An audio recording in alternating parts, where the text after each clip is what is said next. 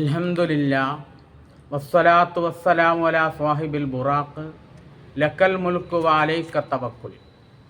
ഇന്ന് സംസാരിക്കുന്നത് നല്ല ജോലിയും നല്ല ശമ്പളവും ലഭിക്കാനുള്ള ചെറിയൊരു ആത്മീയ കർമ്മത്തെ സംബന്ധിച്ചാണ്. സഅദത്തുദ്ദാറൈനി പോലുള്ള നിരവധി മഹനീയ ഗ്രന്ഥങ്ങളുടെ രചയിതാവായ ഇമാം യൂസുഫുൻ നബ്ഹാനി റഹ്മത്തുള്ളാഹി അലൈഹിയാണ് ഈ ചെറിയ കർമ്മത്തെ നമുക്ക് പരിചയപ്പെടുത്തി തരുന്നത്.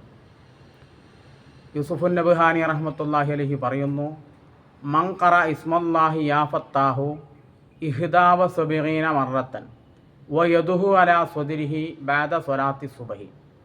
ഒരാൾ സുബഹി നിസ്കരിച്ച ശേഷം തൻ്റെ വലത്തെ കയ്യിനെ ഇടത്തെ മാറിൻ്റെ തായ്ഭാഗത്ത് വെച്ച് യാ ഫത്താഹു എന്ന് 71 തവണ ചൊല്ലിയാൽ, 71 തവണ യാ ഫത്താഹു എന്ന് വളരെ ആത്മാർത്ഥമായി ചൊല്ലുക. എന്നാൽ ഹസലാല വദീഫത്തിൻ ആലിയത്തിൻ വറാത്തിബിൻ ജയ്യിദിൻ, അവന് ഉയർന്ന ജോലിയും നല്ല ശമ്പളവും കരസ്ഥമാകുന്നതാണ്.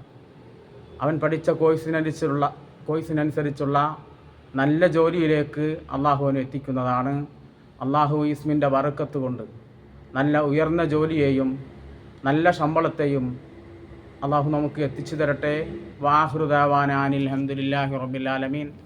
അസ്സലാമു അലൈക്കും വറഹ്മത്തുള്ളാഹി തആല വബറകാതുഹു.